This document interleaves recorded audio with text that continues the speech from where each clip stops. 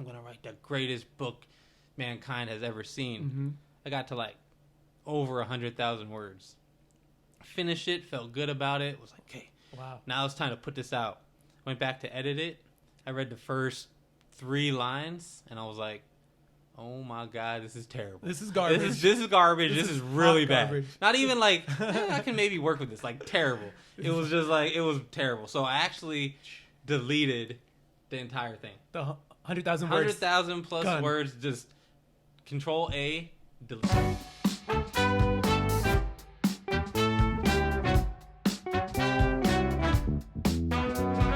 Hi, everyone. Welcome to the pod.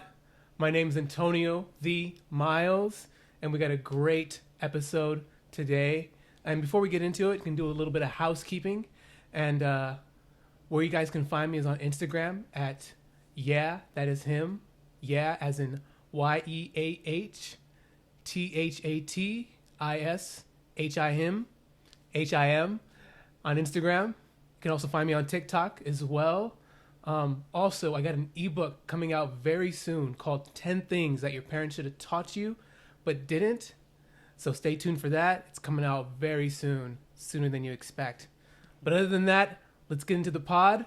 And today we have an author, entrepreneur, great man, thought-provoking, but also very calm and humble. And that man is Matthew Williams. Thank you.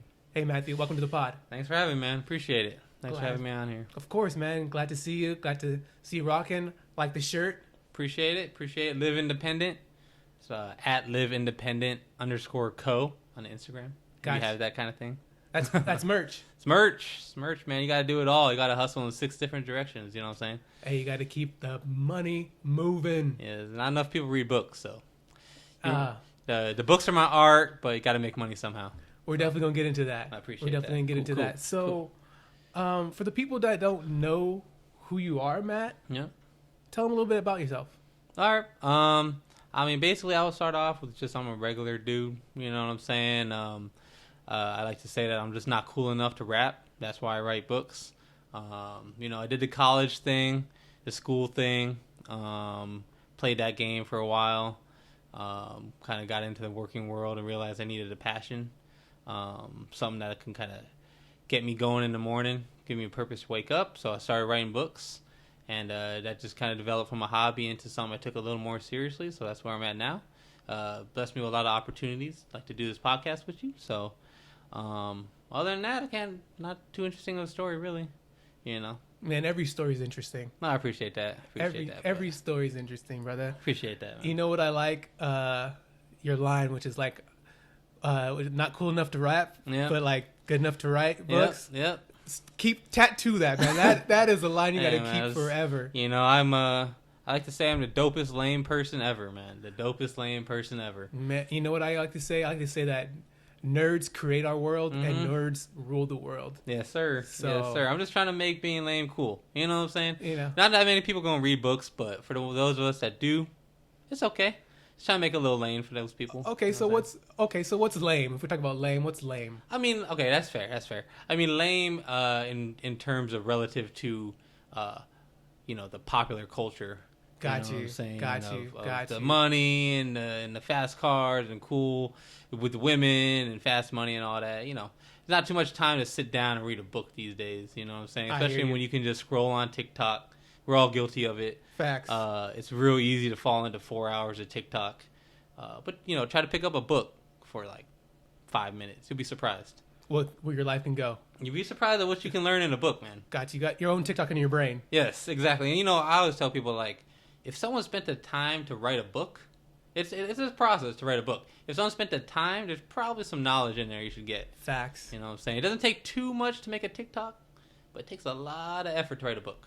Facts. Facts. If someone did it, you should try reading it.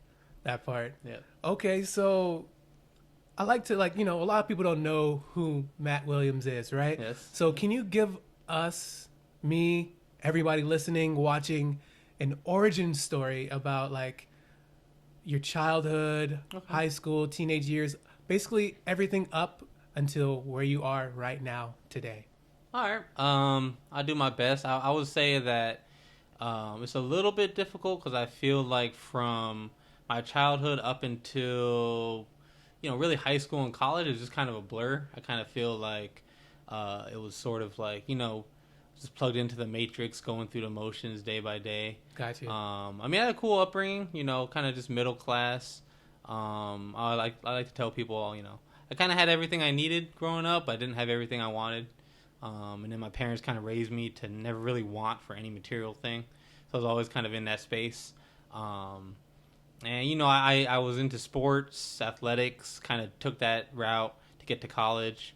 What type of sports were you into? Well, basketball was my first love. Gotcha. And then I didn't make the high school team. So that was my first experience with heartbreak. That part, I felt the heartbreak in the voice. Yeah, that hurt, man. I had a whole life plan of basketball, and then I didn't make the team. And I'm not Michael Jordan, so I had to switch it up. So then I started playing football. And then I was decent at football. I like to tell people I wasn't super athletic, but I just worked harder than everyone. That work ethic. And that kind of got me to college. I went to Northern Arizona for a couple years. Through sports? Yeah, through football. Wow. So I was blessed to play a couple years there. And then, one thing kind of led to another, and I realized, maybe the NFL isn't going to be my route, Everyone has that moment of realization. But once I had that realization, I kind of just switched it up, started trying to focus a little bit more on what I wanted to do in the world. Ended up majoring in biology. Just kind of took that route of working, found a little job I love, training athletes and kids and stuff. That's my first passion. Which is training? Yeah, training. Okay. I like to say that training was my first passion because it was how I gained control of myself over discipline and stuff, Yeah. So once you set yourself on a path and you actually accomplish something in any sort of realm of life, facts.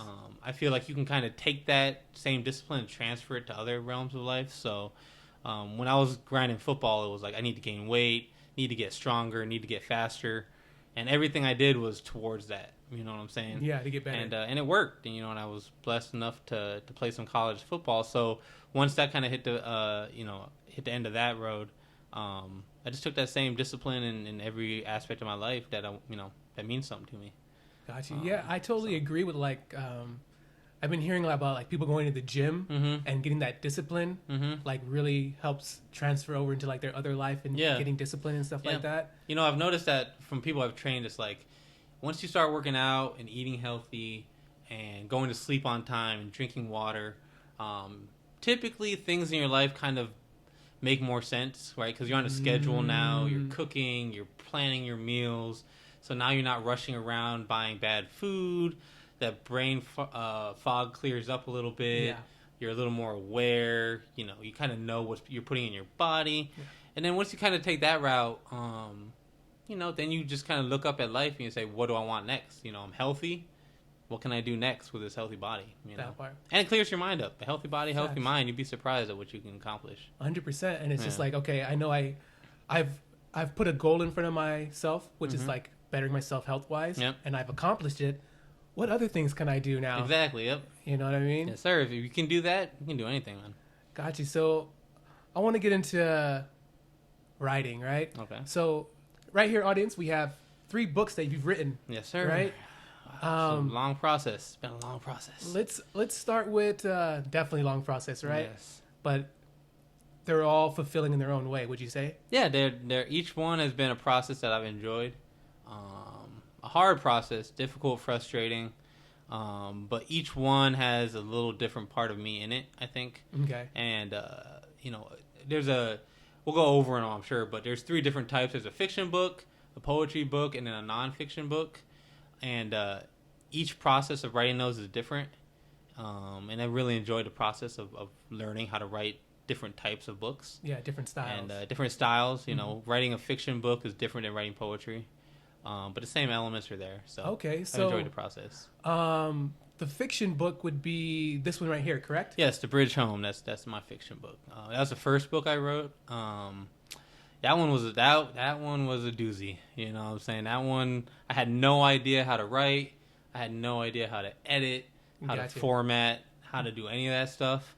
And that one took the longest. And that was the most heartbreaking one. Because a funny story about that one is when I decided I wanted to start writing it, you know, after work in the mornings, I was writing. I was just grinding out. I was like, I'm going to write the greatest book mankind has ever seen. Mm-hmm.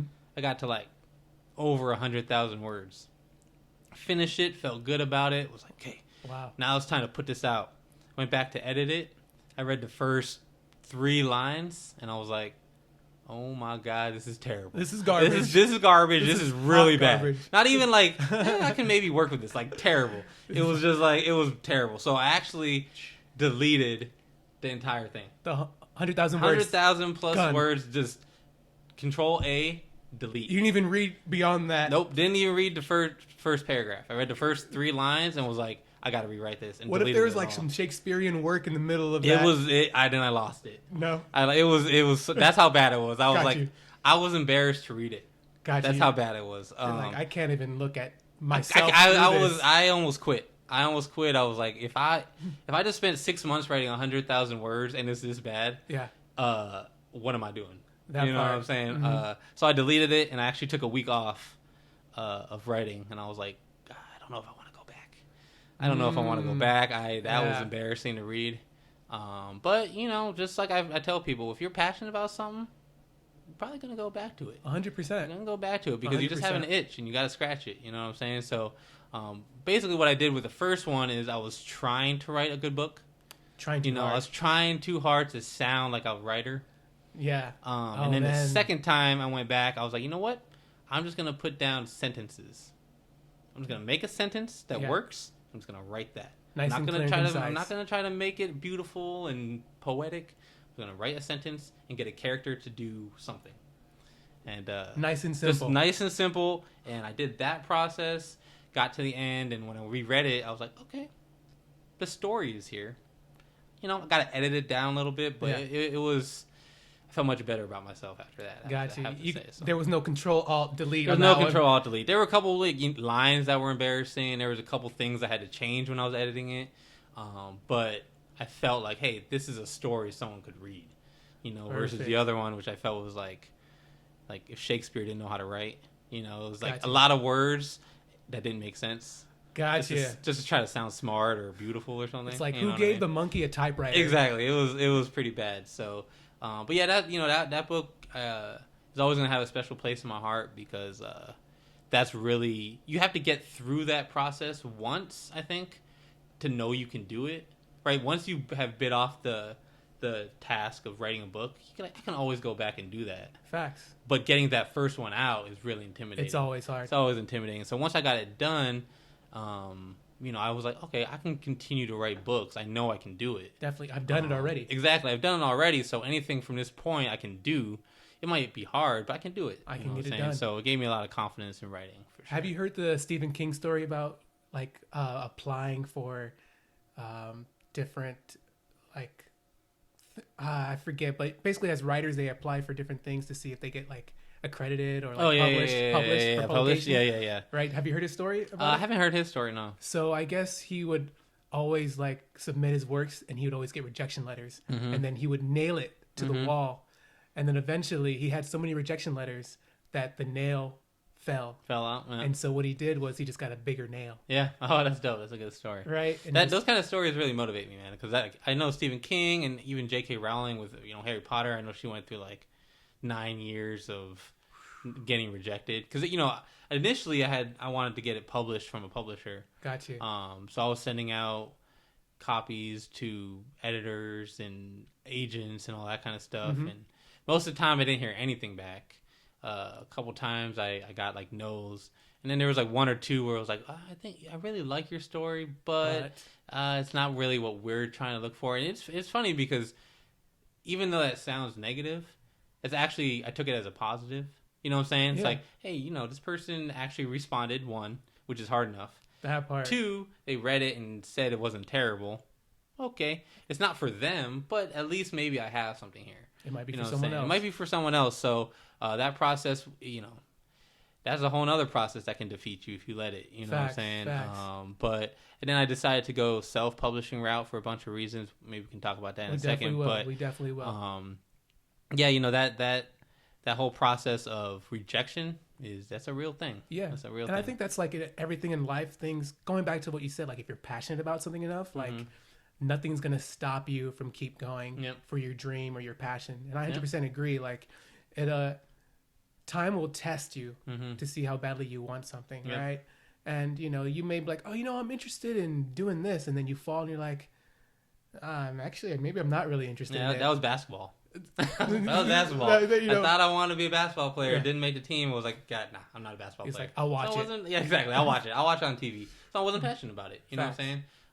But writing is something I'm passionate about. Definitely. So. And so I wanted to. Can you give people a little brief synopsis of what The Bridge Home, your first fiction book, is? Absolutely. It's basically a coming of age story about a young prince who is kidnapped from his palace.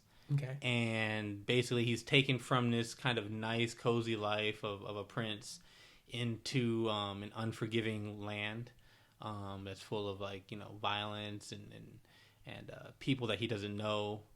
And then his journey back home, or on his journey back home, he meets a shaman who actually takes him back home and teaches him about life through different experiences with nature. So he has this shaman. I don't want to give it all away because you should buy the book. Definitely. Buy it. But basically, the shaman has him experience things like freedom, love, power, stuff like that through different experiences with nature. Like for instance, he has an experience with a lion, and through that experience with the lion, he learns about what power actually is, power over the self, power over someone else, all that kind of stuff. So it has some themes like that, and there's kind of coming of age, learning about the world, and not only the world in which you live, but also the world that lives within you. Within you, yeah. I really enjoyed the teachings in it. I really enjoyed when I was reading it, and all the teachings in it and stuff like that. I was like, man, it's of course it's like, man, there's some really good lessons in here. It's kind of like we all know The Last Airbender has great teachings in there for kids could watch it and it's just like, man, look at these lessons in here. Yep. It's basically kind of the same kind of overall things. Like you're reading this good book, but then there's just these lessons in there. I appreciate that, man. Anytime you compare to the Avatar, Airbender, if we're in the same ballpark as that, I'll take it. But I appreciate that. Hey, Thank no problem. You. Hey, I kind of just wanted to make it going back to how difficult it was to write the book in the first place. Yeah. I wanted something simple. Wanted something simple that had a couple characters and you got from beginning to end. And within it, I just wanted to have a little bit of, one of my favorite books is The Alchemist. Okay. Very, very, I mean, that's one of the greatest books maybe of all time, in my opinion. A lot of manifestation through that book, right? Yeah, exactly. So I just kind of wanted to, obviously not do exactly what The Alchemist did, but that same kind of thread, of a journey where people learn and develop into a better person through the book. And hopefully the reader also develops from reading the book. 100%. 100%. That was my goal with that. And some people would ask, is there an age range for this? What do you think? Yeah, I would say, young adult, probably. Okay. The age range I had in mind for it was, anywhere from 14 to,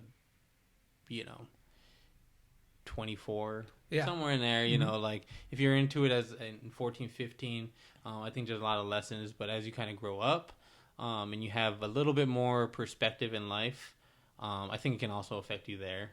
I'm saying that 24, 25. I mean, realistically, if you're 55, I think you could read it also. I was just going to say, I think it's open. I wanted to make something that could help the youth, Yeah, primarily. Primarily because, in our community that's an important part. So, hopefully kids can kind of grasp it a little bit. I wouldn't say it's a child's book though. No, definitely not a children's book. No. But young adult, I would say. Definitely, and I definitely, for sure, it's not just strictly for teenagers and early teens. I definitely think all generations can enjoy this book. Yeah, I think I try to make it one of those things where if you do read it as a kid, you're gonna get the story out of it. You might enjoy the story, the mysticism behind it. And then if you read it later, you're going to get something different out of it because you have more life perspective. Facts. And if you read it later on in life, when you're kind of maybe older, you'll be like, wow, there's a lot of wisdom in it. You know what I mean? That kind of thing. So you can kind of get a little bit different levels depending on where you're at in life. Gotcha. And so I wanted to go into our next book, which is the poetry book, correct? Yes, sir. What made you want to write the book? You know, that was one of those things that kind of happens. If you listen to really anyone, any artist in particular, I think, you may find this moment like where... musical artist? Musical or writer or actor, really anything, I think. Okay. I think, you know, because I've watched a lot of like YouTube clips and stuff just to try to pick people's minds. Definitely. And a lot of a common thread I've heard is like, you know, man, this idea just kind of came to me. You know what I'm saying? I was laying in bed, or I was driving, or I was washing dishes, and then this thing just kind of popped into my head. And that's kind of what happened with Blxck Magic. I was watching some Netflix or something like that, and you know, Blxck Magic got brought up in it, and instantly I had this connection with like, man, Blxck Magic is always negative. You know, it's scary, it's terrifying. Ooh, it's dangerous. Blxck Magic, watch out. And then instantly I was like, that shouldn't be like that. You know what I'm saying? The idea, the connotation behind Blxck Magic being bad is steeped in a lot of, you know, racism and white superiority and, you know, like that kind of thing. So that kind of was the impetus to start thinking about it. I didn't know what I wanted to do with that yet. And then I was going to sleep one night, and I just had a bunch of terms come through my head, like black cat, black sheep. And I was like, you know what? I need to take these terms and try to flip them into something positive or beautiful, so that stigmatism goes away from the idea of negative, right? Because if you have black cat, it's bad luck, or you're black sheep of the family, you're an outcast. That you know, you're blackballed from society. That's a bad thing. All these terms, just like, why do they have to be negative? You know. So as soon as I had the idea of multiple terms in my head, I was like, I want to explore them. And I was writing poetry actually as practice. Okay. I read somewhere that poetry is like the essence of language. So you need to kind of be able to manipulate words through poetry to establish a feeling. I love it. And so I was writing a lot of poetry just to try to get a better grasp on language. And I was like, let me use this idea of Blxck Magic and poetry to try to explore what I can. You know, to try to change the narrative, you know, about what blackness is, but also the negative connotations with blackness in society.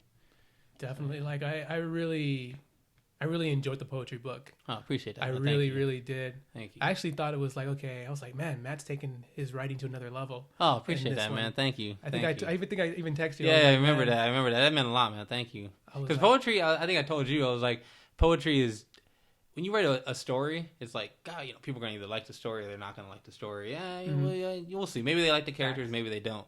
But man, when you write poetry, it's like it's a lot more intimidating to put that out into the world because it's a lot more like personal. Oh yeah. You know, it is a lot more like connection you have with it for some reason. I'm not 100% sure why that is.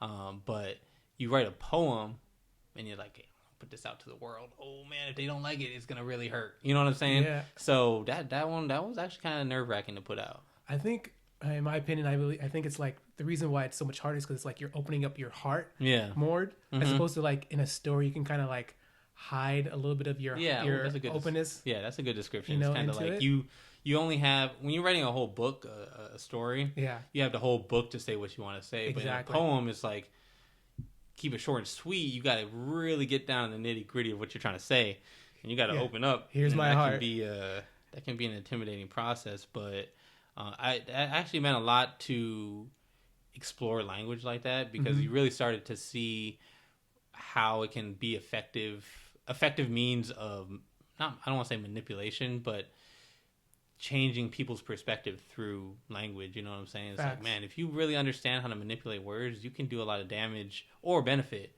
to people depending on what you're trying to do. Yeah. You know what I'm saying? I like to believe that nothing's neither good or bad. It just depends on, for example, like a sword is not good or bad. It just depends on who has the sword. Yeah. And what they're doing with it, right? Yeah.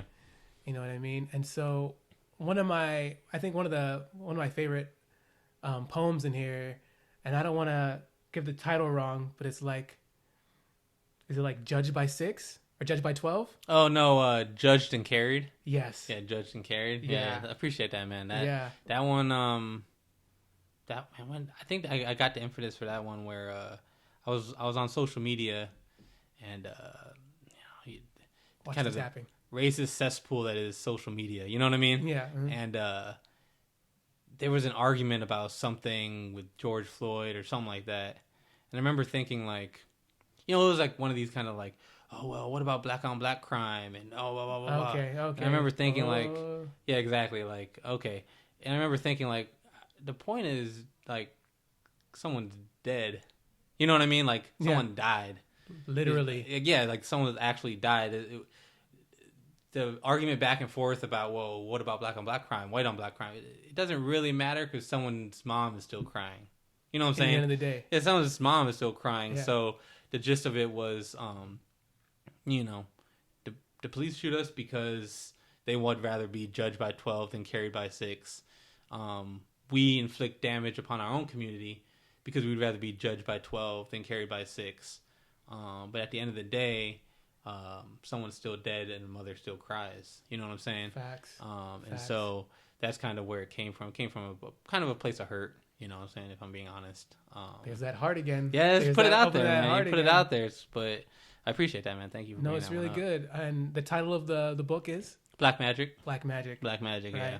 And I want to talk about the last book that you have going on, Mm-hmm. and I'll let you give us the title of that book. Okay. And why the title. Yes, that one is kind of my deepest one. I don't know if you can see it on the screen, but basically it's Real Nigga, Nigga, Real Nigger, Nigger. Hopefully I don't get canceled for that.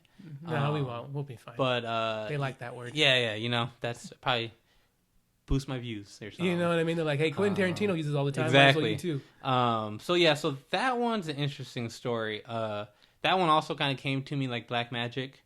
And then the moment it happened, I remember it. I was on social media. Again, everything starts on social It's media. okay. And I don't know, it was just a clip of some dude talking. And he was, he was a little upset. And he's like, man, I'm a real nigga. I ain't never had a job. I've been in and out of jail my whole life. I got 4 baby mamas. Dear blah, God. blah, blah. And I was, and I was in my head. I was just like, I was struck with it. I was like, huh, it's an interesting way to identify yourself. That part, like this is the goal. Maybe this is the problem. not no disrespect. Like you can live a successful, happy, productive life having done all those things. You know what I'm saying? I know people. Maybe. I know. It's harder. I would Gotcha. say it's harder. It's harder if you're going to do that to establish a fundamental ground of like, successful family and stuff. If you're in jail and all that, but it's possible. So no 100%. disrespect to those people, Of course. But I think the idea that is somehow, the goal. Exactly, the goal is kind of backwards. It's like you shouldn't want. If those things happen to you, more power to you. But you shouldn't necessarily identify with that because of all that negativity. Facts. It's like societal programming. So basically that's what the book is about, right? The book is about how does that happen? How does an entire group of people come to identify with that negativity, right? And the theory behind it is that the principal element behind that idea is ignorance. Okay. Right. So, just ride with me on this. I'm with you. Okay. So, ignorance, I would say, is kind of the quintessential element behind that, right? And in the book, what I explore is I believe that ignorance actually comes from white America. Okay. Right. That's a white American ignorance to other cultures. Programming. So they see whether it's black culture, Hispanic culture, any other culture, and they don't understand some of the beauty in it. So because of their ignorance. Yep. So they attribute negativity to it, right? To whether it's music, dancing, whatever, food, whatever it is, because they don't understand it, they're afraid of it, they kind of demonize it. Right. Okay. And so they put all of that into the word nigger with an ER. Mm-hmm. And then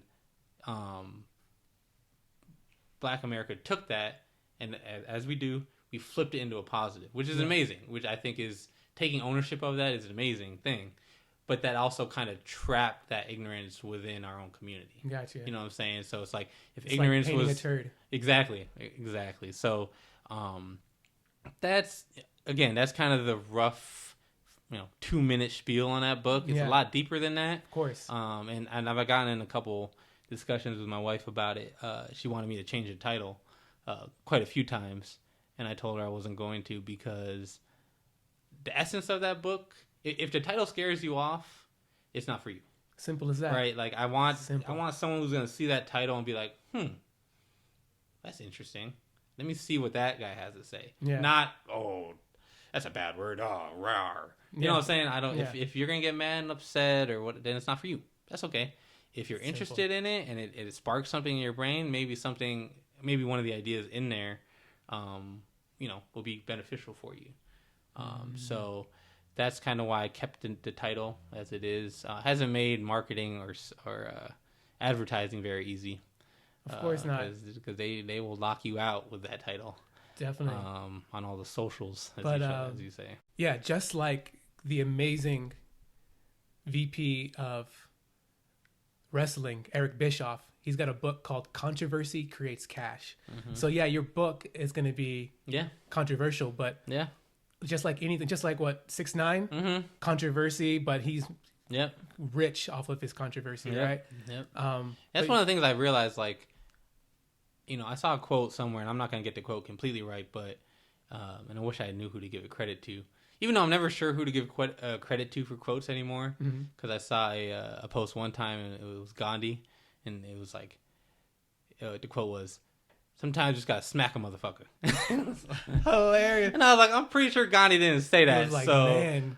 I don't know if I can trust what I see on social media. That was definitely during the time he was hungry. Yeah, exactly. He was like, frustrated. He was frustrated. Like, this bitch brought me dirty water. But basically the quote was, one of the problems in the world today is stupid people are always really sure of what they do, while smart people are always doubting themselves. Mm-hmm. You know what I'm saying? And so when I had a title, I was like, oh, maybe I should change the title. Maybe I should. Maybe it's not right. I was like, you know what? Yeah. No. There's enough crazy, dumb motherfucking people making thousands and millions of dollars, and they're not afraid to go out there. In my opinion, my purpose behind the book and my intentions behind the books are pure. Yeah. Nothing but, nothing positivity, malicious. Nothing malicious. Yeah. Is only positive information that's trying to get the machinery of your mind to work. Yeah. So if people can go out there and create controversy behind bullshit, why can't I create some controversy with something I truly believe in that's beneficial for people? So that's positive. That's positive in the long run. And that's going to help people, in my opinion. No, I love that. So yeah. That's actually perfect. Yeah. Freaking beautiful. Thank you. So I wanted to ask you, Matt, how did you get into writing? Well, I would say I was reading a lot. Okay. I was reading, I had 2 books going at a time. I'd have a nonfiction and a fiction book. I was reading. Do you prefer one over the other? No. Okay. It just depends on the topic, the author. Gotcha. I would read nonfiction in the morning when I wake up to kind of get my brain working. Whether it's like, self-help or if it was history or something. And then at night before I went to sleep, I was reading fiction just to get like my creative mind going a little bit. So I was just putting books away, man. Like I think in that year I had read like 40 something books. And then it comes a point, I think, where you kind of are just like, maybe I could do that. You know what I'm saying? Yeah. And actually, the book that I remember did that to me was there's a trilogy of books called The 12. Okay. It's a science fiction story. Anyway, it's written by Justin Cronin. Give the shout out. Got to plug to Justin Cronin. It's a great trilogy, man. Great trilogy. Give him a shout out. But what happened was I had read the first 2, and then the third one wasn't out yet. So I kind of just went through life. And then the third one came out, and so I reread them all.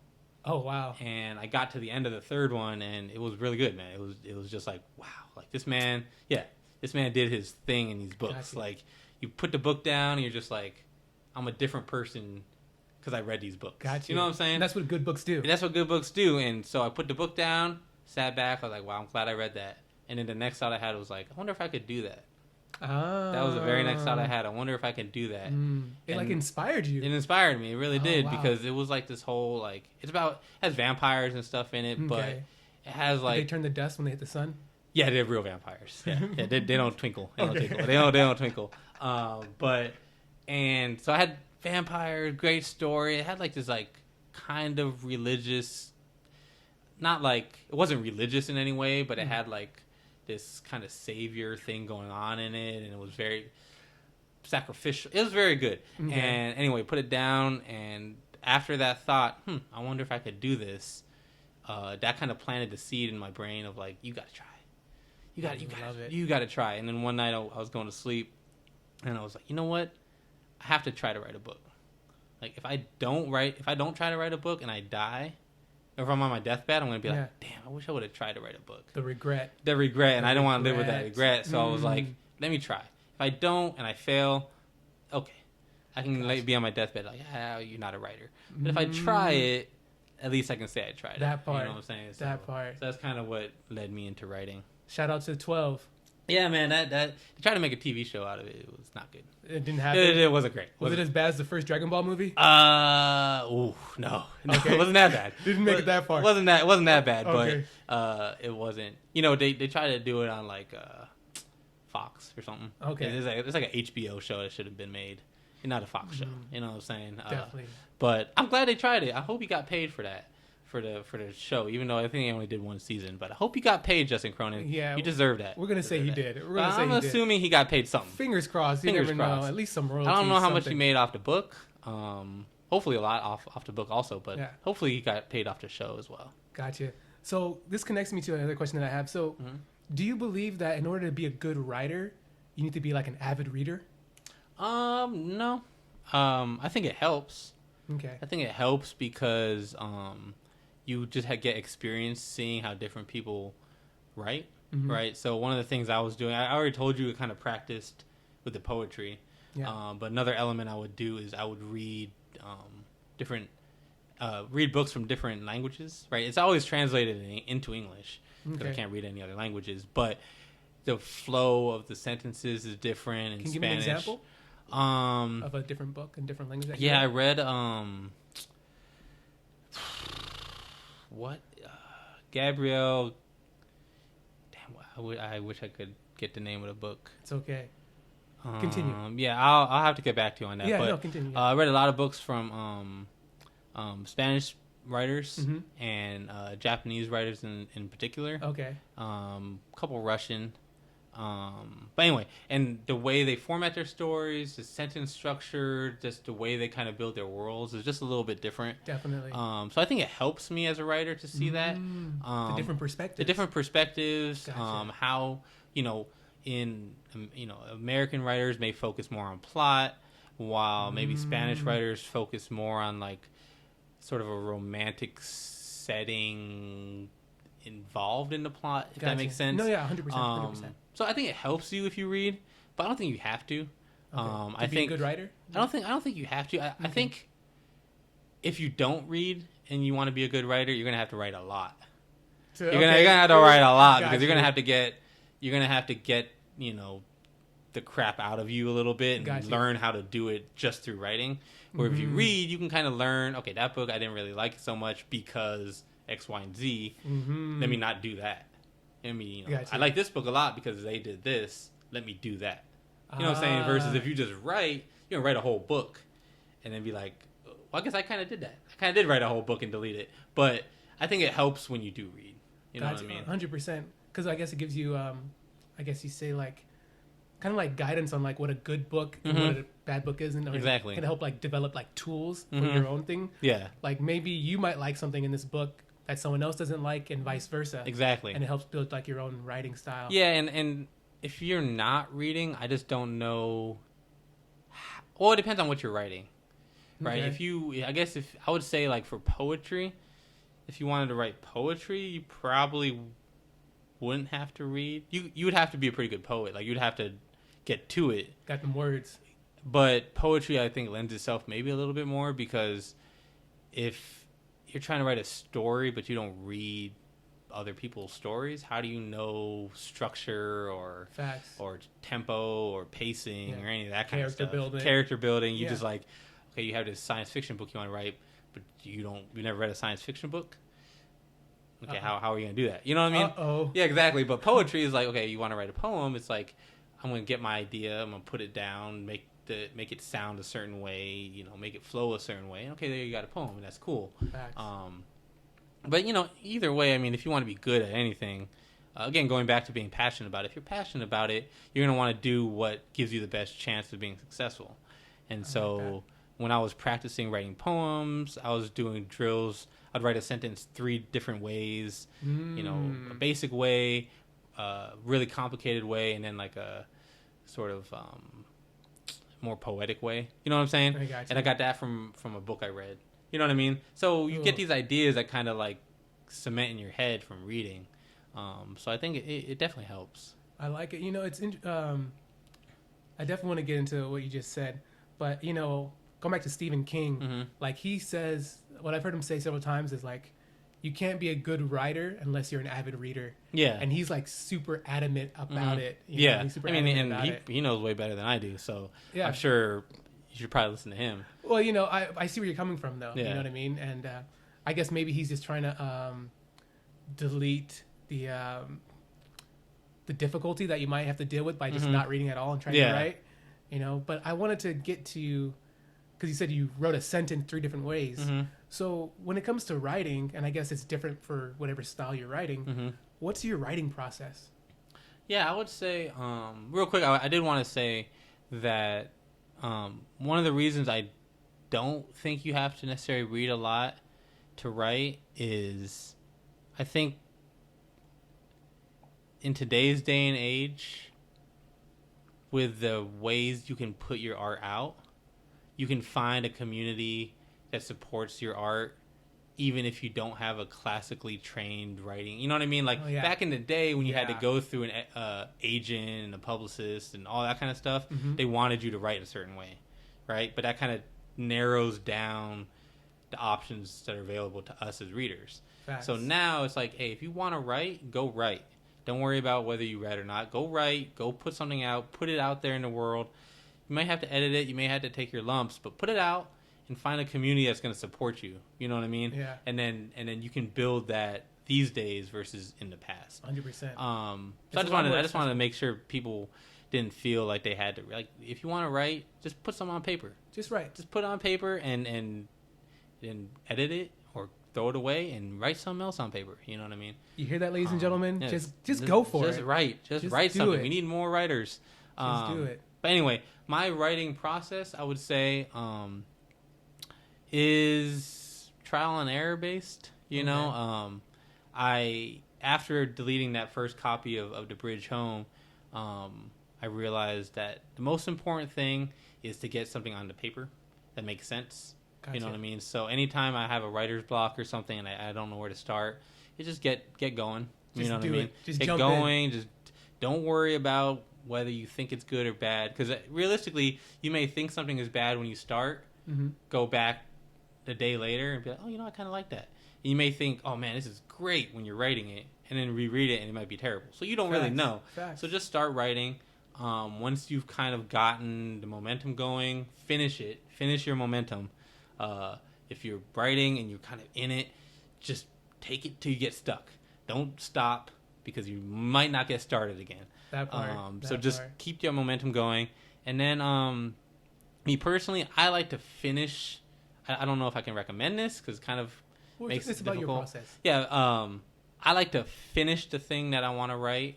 Like the concept and the idea? Yeah, the whole thing. Like with The Bridge Home, I want to finish the whole book. Then go back. In one sitting? No. Okay, not in one sitting. Like, no. If you can do that, you are a champ. Okay. But I mean, like, before you go back and edit it. Oh yeah. Right. Okay, So I know some people will like write a chapter, go back, edit it, get that chapter the way they want it, move on to the next chapter. Gotcha.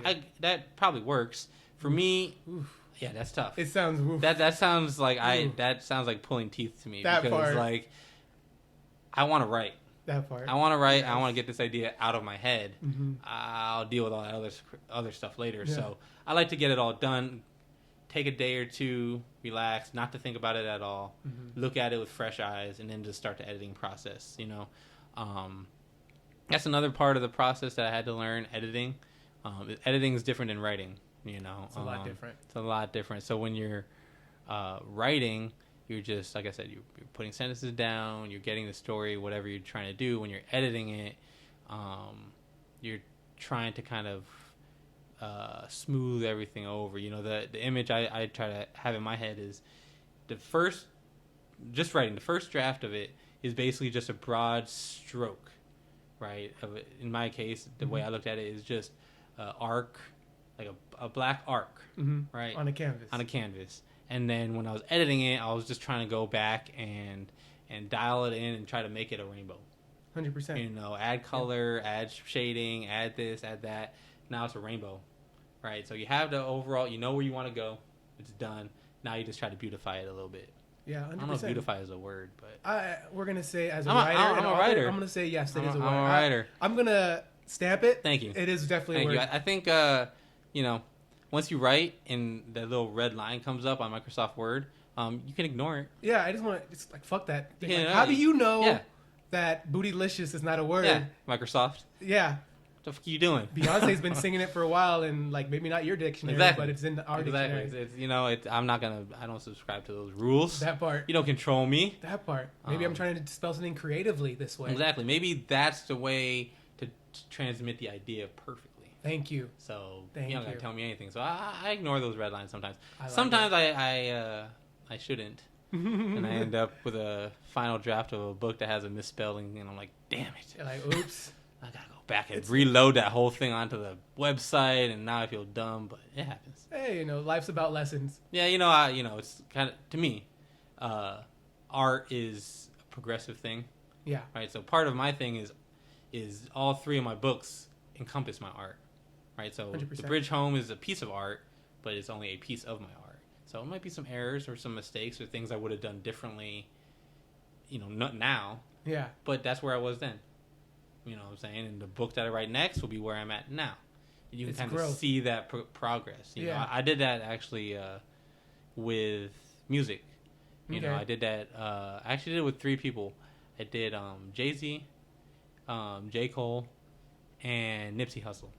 See their growth in their albums. And what I did is I listened to all their albums from the first one all the way through to the last one in order. Mm-hmm. And I just listened for their growth, changes, and things that stayed the same. You know what I'm saying? There are things, messages stay the same, ideas, their energies can stay the same, but they kind of refine their art a little bit. You know what I'm saying? Yeah, You can hear different sounds, but overall their art is still them. You know what I'm saying? 100%. So that's something I wanted to take into my art, where it's like, hey, Jay-Z's Reasonable Doubt to, I don't know what his last one, 444, yeah, is like, it's the same person, completely different place in his life, right? But drug dealer father. Exactly. Like, I think in Reasonable Doubt, I can't remember exactly the line, but he says something like, chains are cool, but what's more important is lawyer fees. You know what I'm saying? Yeah, yeah. And then in 444, he's like, you know what's more important than making it rain in the club? Credit. You know what I'm saying? Yeah, just dropping them gems. It's like the same mindset where it's like, hey, he was looking forward in the streets to having money for lawyers, and now he's playing credit's important. You don't make it rain in the club, you need credit, because that's what gets, it's the same idea. So like business savvy, ahead of the game a little bit, not necessarily sticking to what's popular, but he has a mission that he's trying to accomplish. And so that's something I did that I try to do with my work, is like, hey, whatever progress I've had in my art, I want it to stay me and refine it as I go. You know what I'm saying? I like that. Thank you. Speaking of, like, you and your writing, do you feel like you found your voice? I feel like I'm still in the process of finding my voice. I think I've dialed in what I want my voice to be, and now I just have to execute it in my writing. You know what I'm saying? Yeah, Like I know what my voice is. It's different knowing what your voice is and then putting that down on the page and having it work on the page. You know what I'm saying? Yeah. So that's always a struggle because that takes time and effort. Yes. You know, it takes time and effort to refine your voice down to what you want it to be. But yeah, I'm pretty confident in it. You know what I'm saying? I like that. Pretty confident. And so, out of the 3 styles of writing, the fiction, nonfiction, poetry, what is your favorite style to write in? I would say poetry. Really? I'd say poetry is probably my favorite. There's just so much you can do with poetry. Okay. It doesn't have to be linear. Gotcha. It's more free. It's more free. You can explore more kind of, but it's also the most frustrating. I would say it's my favorite because when you get an idea and you execute it, it's like a rush kind of, you know, like okay. I had this like idea that I want to explore, what themes do I want to use? You put them all together and it works. Like, ooh, yes. Mm-hmm. But then it doesn't work and you just want to rip your hair out. You're like, I don't want to write poems anymore. I can't do it. I don't know how to do it. Start banging your head against the wall. Yeah, it's pretty frustrating because it's not linear. You don't really have any way of knowing where to go. Got you. Like what's right, what's wrong. Yeah, exactly. Like, when you're writing a story, it's like, hey, I have this character and he needs to do this thing. How do I do that thing? Got you. When you're writing a poem, it's like, what word do I start with? Got you. You know what I mean? There's no rules to it. There's no rules, and that makes it fun, but it makes it frustrating for sure. Because it's like I have so many options, I don't know what to pick. Exactly. You're like, do I want to go a direct route? Do I want to try to go more like around the idea and kind of encapsulate it? Do I want to just tell people what it is? Like, how do I want to do it? But when it like clicks, you kind of get that like, ooh, that's the way I want to do it. The light bulb kind of comes on. And you're like, ooh, let me explore this right now. Gotcha. Oh, you know what I wanted to say about, because you know how you said the ideas for, Blxck Magic came along, was just like it just came. Mm-hmm. So I believe that God gives us those things because you weren't thinking about the book, right? Mm. Like it wasn't like, oh, let me think about writing a book. No, it was like spontaneous. You were just sitting there one day and it was just like this idea popped in your head. Yeah. And so I believe that God gives us those messages. Yeah. And also with free will, we have the choice whether to pursue it. I agree. Or not. I agree. I think from what I've read and just I do a lot of thinking about it, is I agree with you. It just takes 2 things. You have to be in silence, slow down to hear it, and then you have to have the wherewithal to like act on it. You know what I'm saying? Yeah. I think these days, like I said, TikTok, so you're just on social media, you don't really have a moment where your brain is like decompressed, chilling, just relaxing to hear those moments. You know what I mean? So step away from your screen, sit there for 30 minutes, see what happens. You never know. You know what I'm saying? You may, the 3 times things come to me the most is driving my car, washing dishes, and laying in bed. Yeah. Because I'm not tapped in. I'm not plugged into anything. I'm just in my own head thinking about whatever I'm thinking about and sometimes thinking about nothing, just letting my mind just be.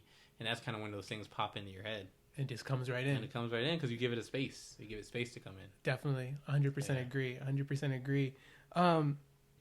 So I wanted to ask you, what's your thoughts on publishing, self-publishing, versus going through a published company? It's a good question. I spent a lot of time on this decision, and it's a tough one, isn't it? It's a tough one. It's a tough one, and I don't think there's any right or wrong answer for anybody because everyone may have a different situation or goal, or maybe focus on something different than I was. Okay. Because there's pros and cons to both, right? The pros to having like a traditional publishing company where you have an agent and they kind of publish it for you. You know what I mean? The pros to that is you're working with people who know what you're doing. A whole team. You got a whole team. You have a whole team behind you, and they do their thing, and maybe your books get out to more people because they're tapped into networks. Facts. They have access. They have access, and they know how to get you speaking opportunities, and they know how to get you, different opportunities with bookstores and stuff like that. But on the back end, you don't make as much money, and the creative ownership can come and go.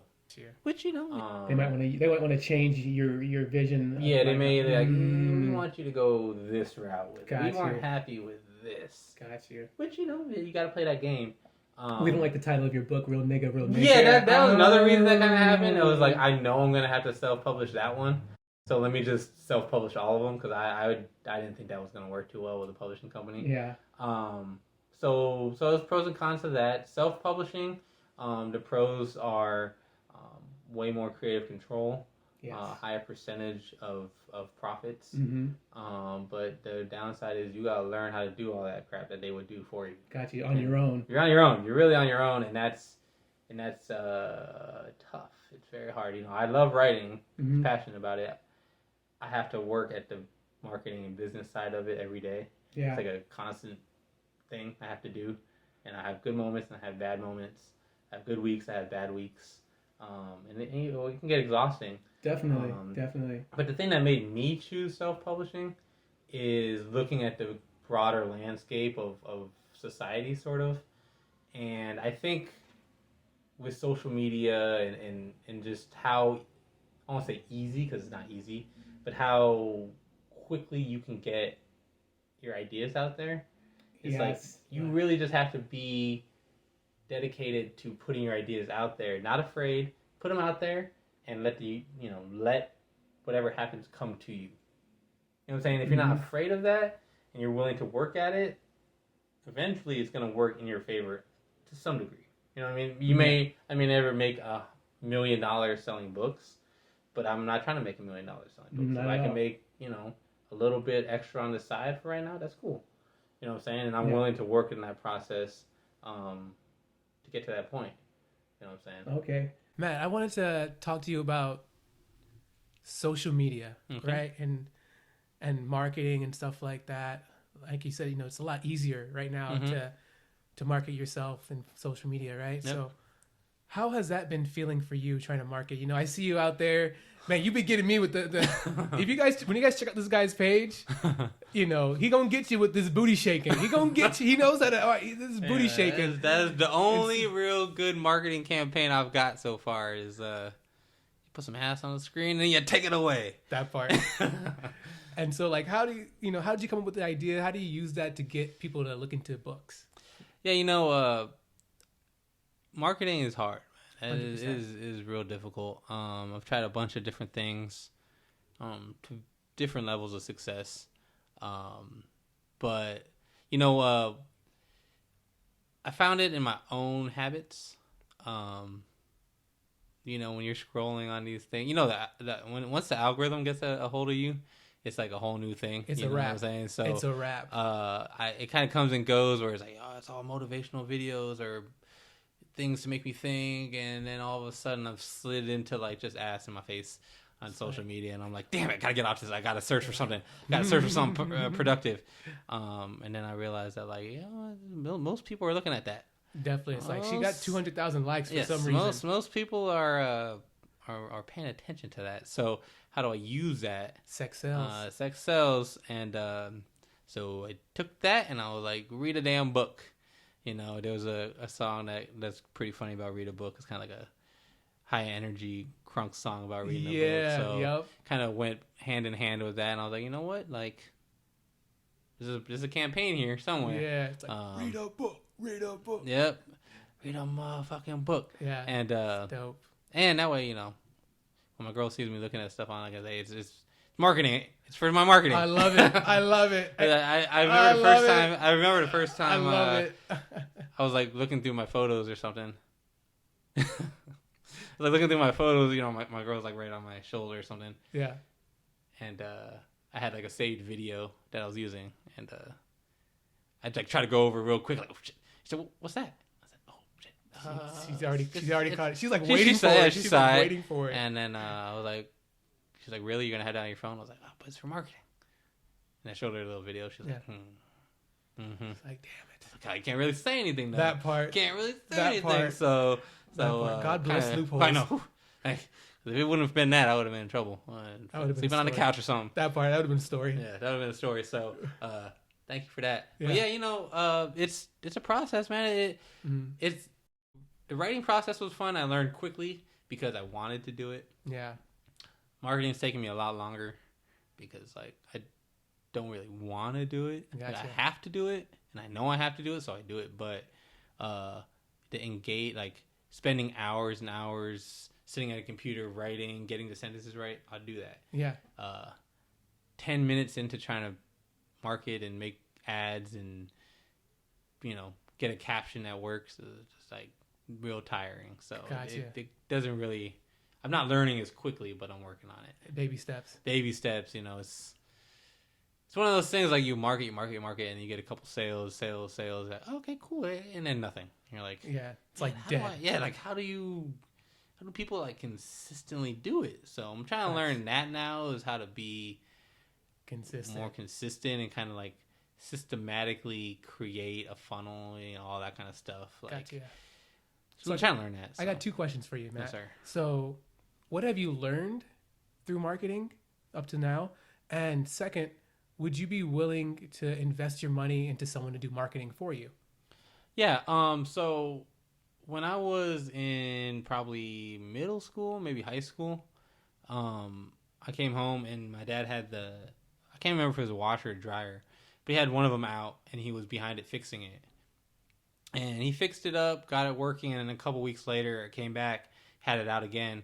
And this time, he had, like, someone from Sears or something, like, working on it. Mm-hmm. And I remember I asked him, I said, like, oh, could you not fix it the second time? He was like, oh, I could have. But he was like, I always do something first to know the value in it, so I know what I want to pay someone to fix it. You know what I mean? Yeah. And so... It's a fucking gem from Pops. It was, man. It's one of those things that, like, it literally did not think twice about it at all. Until you grow up and you have a little more perspective. Yeah. And then... it stuck with you, though. It stuck with me. Actually, when I was writing, deciding whether to self-publish or publish, that's one of the things that drove me to self-publishing was like, let me learn how to do it on my own. And then I'll figure out later on if I want to get a public... fine, I'll do it. But I want to learn the process first so I can say, hey, you charging me $10,000. No, I know how to do it. I don't need to do it. You know what I mean? I know my worth. I know my worth, and I know I can do it, so I'm not going to pay you $10,000 to do it. I'm going to do it for that price. Oh, well, maybe this price. Okay, that price works. Gotcha. But, you're not going to get over on me. So I would say what I learned in marketing is that it's not about views. It's about connecting with the people who are going to actually appreciate your art.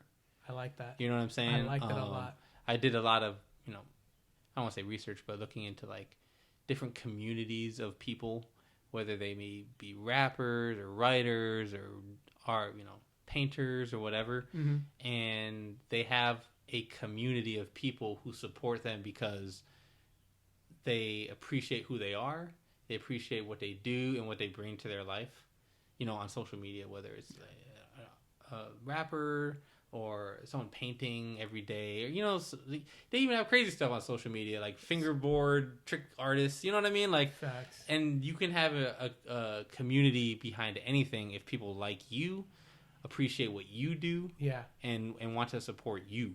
You know what I'm saying? So facts. That's kind of what I've learned. That's kind of what I'm just transitioning into now.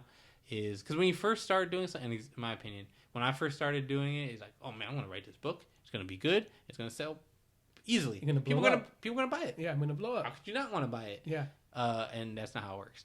No one buys it. No one cares. So now I'm trying to transition more. Nobody knows. Nobody knows, exactly. Yeah. So now I'm trying to transition more into just kind of trying to create a community of people who feel about the world, and whether they agree with me on everything, they appreciate kind of what I'm bringing, the vibe I have, what I'm trying to accomplish.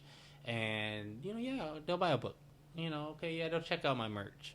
And, if once you create that community, you just got to grow that community. You know what I'm saying? You just got to, you just keep doing the same thing, and it grows from 50 people to 100 to 1,000 to a couple thousand, and you just let that process keep going, you know. And then to the second part of your question about would I pay someone, yes, I would.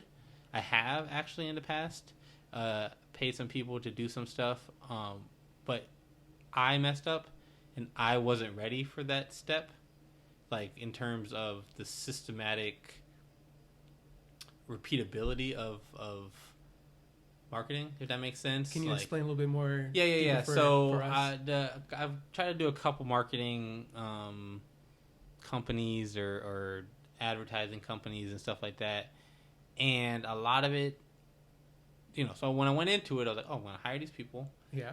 And they're gonna whatever, tap into my Instagram, and then I'm gonna have 50,000 followers, and it's gonna be dope, and they're gonna buy my book. But you know, you're gonna sign up for them, and then they're gonna have you like add your Facebook pixel to your Shopify store, and then have you do this analytics background setting on Facebook.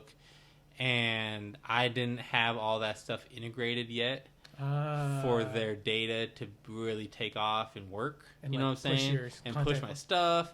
And so, and then where I was in life, I didn't have the money to like continually be paying them while I do that. Yeah. You know what I mean? So that was on me. You know, because I didn't know. Lesson learned. And yeah, so now I'm learning the Facebook pixel and how to add it into my Shopify store so I can track all that data, see all that kind of stuff. So once I double back and I kind of learn all that stuff, and then I feel it's time, I probably would go back to one of those companies and be like, hey man, like first time I did it, you were reaching out for me, you wanted me to do things, I didn't know how, I didn't do it correctly, you're waiting on me to do things, I was costing you money, I wasn't a good client to you. I have it figured out now. You know, let's take this to the next level. Yeah, let's move forward. Let's move forward and let's take it to the next level. Gotcha. You know what I'm saying? So you're definitely open to do it again. Yeah, definitely. Because like I said, it was I realized it was on me. You know, I thought it was something simple that was like, oh yeah, you pay these people and then they do all the work. But it's like, no, you gotta do work. You want to do independent. You want to be a self-published author. You want to sell on your own. You have to do it. They're gonna help you. Yeah. But you still have to sit there and do it. You know what I'm saying? It's not like an easy fix for it or anything. You still have to be able to do it. So, lesson learned. Facts. You know what I'm saying? It's kind of like kind of goes back to like the gem that your pops dropped, which was like, you know, you do it first yourself and see what it's worth or see anything like that, and then. Yep. And so like now I know, like once I get all those kind of nitty gritty technical analysis stuff figured out, and once I can get the ball rolling on my own a little bit, I'll say, hey, you know, the whatever $1,000 a month, at $750 a month for these people to do it and take it from, you know, let's say for every ad dollar spent, I see 3 clicks onto my website. You know what I'm saying? Like if I get them and they go from every ad dollar spent, I see 15 clicks. Yeah, that's worth it. You know what I'm saying? Because for every 5 clicks, I get 2 sales. You know what I mean? Like just those kind of numbers make more sense when you've failed. And you know why you failed. Gotcha. Now I can double back later on and say, okay, I can get consistent 200 sales a month. Cool. Let's go to 1,000. Here's the money. You know what I mean? Let's go to 10,000. Let's go to 10,000. Let's go to 1,000,000. Let's take it to those levels. I just have to get that ironed out for myself. Yeah. You know what I'm saying? Scared money don't make money. Yeah, that will have you blowing a lot of money, that mindset. That's the reason I did it. I was like, man, you got to spend money to make money out here. Here's $1,000. Oh yeah, you're not prepared for this at all. Like, but how much did you learn though? From exactly. That's how I take it, man. That's how if it took me $1,000, basically thrown away because I didn't really see any benefit from it. That's okay. Because what I learned was I need to do this. I need to get into the nitty gritty numbers. I need to sit down and do this before I do that again. And that's okay. That's a lesson learned. It's like an invaluable lesson. I'm a stubborn person, and sometimes it takes you, getting gut checked with 1,000. I don't know how people listening if $1,000 is a lot to them, but $1,000 is a lot to me. It's a lot to me. It's a lot to my wife. That part. A lot to my wife. Gotcha. So that's why I be like, my money, your money, baby. What happened to that $1,000? Oh, I did this advertising. Oh, how many books do you sell? Dang. 5. What? Is she on the LLC? No. Okay, then, no. babe, that's private information. That's private information. Well, that's private information, babe. There's no privacy in relationships. Got you. I tried the privacy thing. Didn't last too long. Got you. She's willing to take it way farther in an argument than I am. Got you. So, rather just tell her. Got you. Got you. Like, hey, smart. Yep. Smart man. It's when I was younger, maybe we'll fight that fight, but I don't got the energy now. Got I can either you. fight you or can try to make this thing work. So I'm just gonna tell you the truth, deal with my repercussions, and move forward. Got you. You know what I'm saying? Save that time, man. Save that time. Save I that like time. it. Man. Like, Save that time. I could spend 2 hours arguing about this right now, or we can just nail it in the butt in 15 minutes. And I'm not gonna get sleep because I'm gonna be on the couch, and I'm probably not gonna get food, and this is gonna be a week long. Nope. You know what? I apologize. I won't do it again. Got you. So Learning them lessons. learn them, man. I'm at that phase of my life, man. Learn lessons. Got you. So Matt, so as being an avid reader, you still read a lot, right? Yeah. So, and a writer, Mm-hmm. who are your top 3 favorite writers and authors? Oh, And man. it probably changes over time, I'm assuming. But as far as now. I would say Ralph Ellison Okay. is my number 1. I read The Invisible Man. Oh. That book was incredible. That was probably my favorite book. As an author, he did his thing. Like, he's just an incredible person. So that would probably be my number 1. Man, I want to make sure I give everyone their credit here. Hey. I mean, that Justin Cronin's book, that obviously influenced me a lot. So I have to put the 12. Okay. I have to put that out there. Maya Angelou. Okay. And I mean, her poetry is pretty influential. All right, that's 3. How many did you say? 5? I got 3. Gave you 3. Oh, 3? Okay, perfect. Gave you Okay, 3. I'm gonna go with those 3. Got you. There's a lot of pressure. It's one of those things, like, as soon as you top 5 list or something, and you get down to the nitty gritty, you're like, oh man, I'm forgetting this other person. Maybe I want to take that person off. So I'm just gonna go with those 3 for right now. Got you. Do you want to give a special shout out to somebody, or you good? I mean, James Baldwin. Okay. I gotta give a shout out to James Okay. Baldwin. He should probably be on my list. I'm gonna put. Well, my list is already made, but I could definitely take Justin Cronin and put James out. What was I just saying? James Baldwin will be the special James shout Baldwin, out. yeah, He's a shout out. he's a shout out. I'll shout out him because I read like almost everything he's written, and it's like one of those things like the classic books are classics. Got you. Yeah. So, for a like, reason. For a reason. So for a reason. For a so reason. it's kind of like those in my mind anyway, are like they're already cemented there. So it's like I don't even have to say those names. Those are essential. And then everyone else down here I'm trying to talk about, but it's like those are essential people. You got to read James Baldwin. You know what I mean? It's like having a banana for breakfast. Yeah, exactly. Like if you talk about basketball, it's like who's your favorite player? It's like okay, you talk about like Michael Jordan, Kobe Bryant, whatever, LeBron James. Yeah. Or, like okay, yeah, but obviously, Yeah. obviously. Yeah. Well, Gotcha. who's like the other person? You know what I mean? Who are Yeah. your other favorites? Yeah. Who else do you like that plays the game? Yeah, exactly. But like obviously, everyone's gonna say those people. But Yeah. So those are a given. Kind of. Got you. So talking about these authors, like whether it's them or not including them, what, let's say, top 5 books would you recommend people to read, whether they're fiction or nonfiction? Okay. I would say The Invisible Man by Okay. Ralph Ellison. That is a great book. It's one. I would say Outliers. Okay, 2. Outliers. I Wow. can't remember the author. He does a lot of books. Yeah, I'm with you. Outliers. I would say, man, recommending books is always hard It's definitely because hard. like you give someone a book that they don't like and they don't want to read ever again. So I'd say those 2. I would say The Alchemist. Okay, I'd say The Alchemist. Did you ask for 3 again? 5. 5. Okay, 2 more. I would say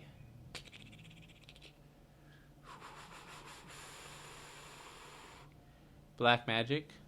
Okay. Matt Williams. Okay. Shameless plug. I like it. And I read all of the writings of Marcus Garvey. Oh wow! I was gonna ask about a nonfiction. Okay. I'm gonna say all the writings of Marcus Garvey. Yeah, I bet The that book is autobiography good. of Malcolm X is also very good. By Alex Haley. Yeah, I might. Let me take my book out. Okay. And put in the autobiography of Malcolm X. And also, now that Go my ahead, brain's starting to work, Go ahead, it's kinda special work. shout out. Go ahead. There's a Walking with the Wind, I think is That what sounds it's called. familiar. That It's name about sounds familiar. and I'm gonna look dumb for not knowing. It's okay. Who? What's it about? It's about it's an autobiography of the U.S. senator, the black U.S. senator who just died a little while ago. I know exactly what you're talking about. Yeah, man, It's I right wish I there. could remember his name. But he was part of with- the civil rights movement yeah, too. yes. Yes. Okay. That book was incredible. I'm gonna put that book on the list for sure. Okay. All right. That's Walking with shout the out. Wind. Yeah. Okay. And so, as being a writer and Mm-hmm. you've read so many books, probably over 200 by now, right? Yeah, probably. Yeah. So, would you say that there are some writers that are overrated, and would you say that there's some writers that are underrated? Yeah. I mean, overrated is hard because my preference, right, is like Okay. maybe it's just not my preference of thing. You know what I mean? Yeah. Like I read James Patterson, right? Okay. And like he's good.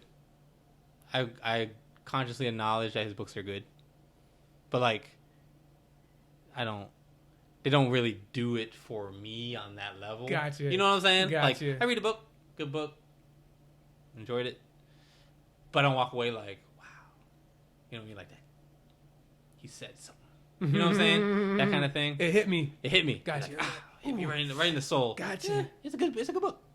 Entertaining and all that stuff. I would say as far as underrated, there's an author, N.K. Jemisin. Okay. Still in that J.K. Rowling type of feel. Yeah, she wrote a Broken Earth trilogy. Ooh. And that's an amazing. Now that I kind of got my brain working about all the books I've read, they're starting to come back to me. Gotcha. Starting to surface back. That Broken Earth trilogy that she wrote that's incredible. Gotcha. It is incredible. I would recommend all of you if you're interested in kind of like science fiction, world building stuff. N.K. Jemisin. I don't know if she's underrated because she's like bestseller lists and stuff like that. You know what I'm saying? Well, But like, you think she should be more well known? Yeah, she should be up there with J.K. I mean, obviously Harry Potter is how you gonna compete with Harry Potter? Yeah. How you gonna compete with that? But like, Yeah. she's right there. Got you. She's up there. She's Okay. up there. She's up there. Yeah. Respect. I might have to check that out. Yeah, man. It's Broken Earth trilogy. I think she's written a couple other ones too that I need to check out. But Broken Earth trilogy is great. It's definitely great. Okay, so here's a good question because I always think about this and stuff like that, and I know it's becoming a debate between certain people. But do people still read books? Not much. Not many. Not. I mean, they do, right? Okay. And there's always gonna be people who read books. Yeah. The percentages I wouldn't say are very high, but I think there's a demographic of people who do. I think it is dwindling quickly. Hoping to kind of relight that fire of people to try to kind of start reading books again. I like it. But in my opinion, the way I look at it is the same qualities that are going to make you successful 50 years ago, 100 years ago, are still going to make you successful now. 100%. Right? And if you pay attention, I think it's always interesting. You pay attention to all these people that get, a lot of accolades in society, and oh my gosh, they're geniuses, or they're rich, or they're blah, blah, blah. And most of them read books. You know what I'm saying? Definitely, I remember that was a big thing with Nipsey Hussle. You read books. Yeah, I got one of his books, 23 Laws of Immutable, something like that. Yeah. He has a whole list of books he recommends. I read Yeah. a bunch of them. I know I'm a big UGK fan. You listen to UGK, they're always talking about them reading books. Yeah. Pimp C, Bun B, rest in peace, Pimp C. Like, Facts. they all read books. Jay-Z reads books. Facts. All these people read books. So it's like all these highly successful people that everyone's looking up to. It's like, hey, I read books. They can tell you the books they read. Facts. And then everyone that fought like, yeah, I love you, but no, I'm not going to read. True. No, Just try reading their books. I agree with you. Like, I don't think I've listened or entertained someone that I deemed successful that never said that they never read a book. Exactly. Like, all of them has said they read a book. Exactly. And they'll give you the books that they recommend. Facts. They'll be like, yeah, this Facts. book, you should read that book. It's a good book to read. okay, I'm gonna read it. You know what I'm saying? I take a lot of books, like Outliers. That's a book I read about because I got the idea because I was watching a YouTube clip and someone was like, "That's one of the greatest books he's ever read." I was like, "Bet I'm reading it." All right, You you know got me. You got me. Like, especially if it's someone that I look up to, right? That I appreciate, whether they just give me a thought or they seem like they are very interesting. Yeah, and it's like, okay, if that person that I look up to says that, go get that book, I'm gonna go get that book. I'm gonna read it, and I'm gonna hopefully get what they got out of it. You know what I mean? Yeah, you respect them enough that you would respect their opinion. Yeah, exactly. So, yes, people are reading, and I think successful people are reading. Definitely. And so, read some books, be successful. Facts. And the truth is, like someone was bringing this up to me, that if people weren't reading books, then why is Amazon still printing books? Yeah, and selling books? Exactly. And that's another thing is, like, I think the people that are reading books, you don't see them because typically they're not spending a lot of time on social media. They're not spending a lot of time posting TikToks. They're not spending, you know what I mean? Yeah. They're like spending time like reading books, learning, making moves in life, doing things like living life. That part. I mean, so they're kind of an underrepresented population in the social media sphere, I would say, because instead of at home in bed on TikTok, they're reading. It's just that simple. This is that simple, so maybe you should be one of those people.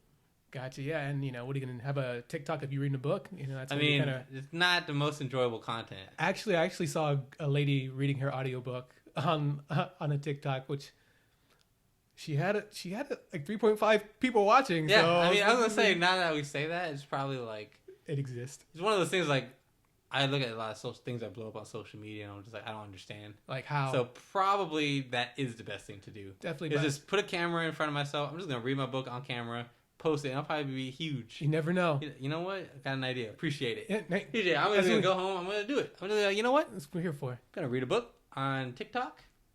Thousands of followers for no reason. Read your book. That's an even better idea. Yes, read your book. That's an even better idea. Read your book.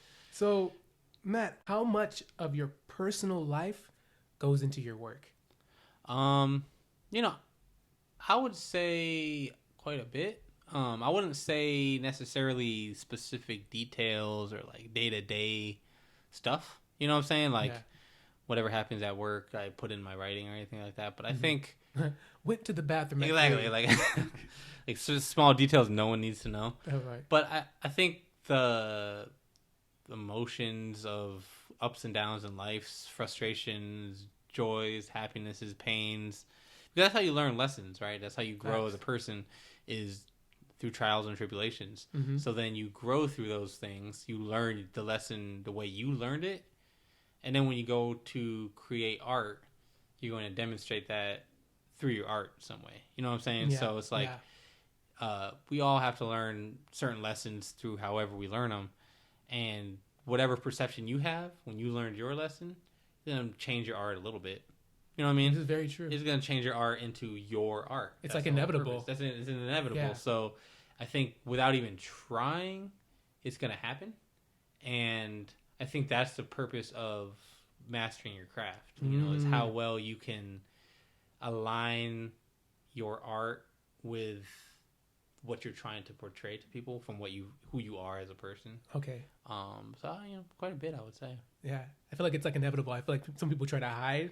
Yeah, and then I think whether you want it to or not, you're going to put some of yourself in your art. Definitely. You know what I'm saying? And then it's just a matter of how closely aligned you are. Like if you're lying about what you're doing for views or something, it's like, okay, well, you're just lying now. So maybe none of your experiences are true on what you're putting out in the world. Yeah, but that's gonna crash and burn, in my opinion. No, 100%. It's not sustainable because you're gonna be that fake person all the time, forever. No, eventually you're gonna have to be yourself, and people are gonna catch up on that. And it's like, oh, this person's nothing like their art that I bought and spent thousands of dollars for. I don't appreciate this. You know what I mean? Yeah. So I'd rather. I always tell people, it's like I would rather go in somewhere, put my art out as myself, meet people as myself, and whoever gravitates towards me, have them in my life. Yeah. Than to fake it and then have to be fake my whole life and stressed out and try to pretend to be something just to have, now I have 1,000 friends. Like, no, I'd rather have 5 friends that like Are quality. are quality and know me and like me for me. And it's easier that way. And it's actually kind of sad because there's probably billions and millions of people out there that are scared to be themselves because they don't want to be judged. Yeah. You know, they rather be judged by 12 than cared by 6. Oh, hey. Right full circle. Right full circle. Yeah, 100%. You know, which is why I implore everyone, if you have something you want to do, like, just do it.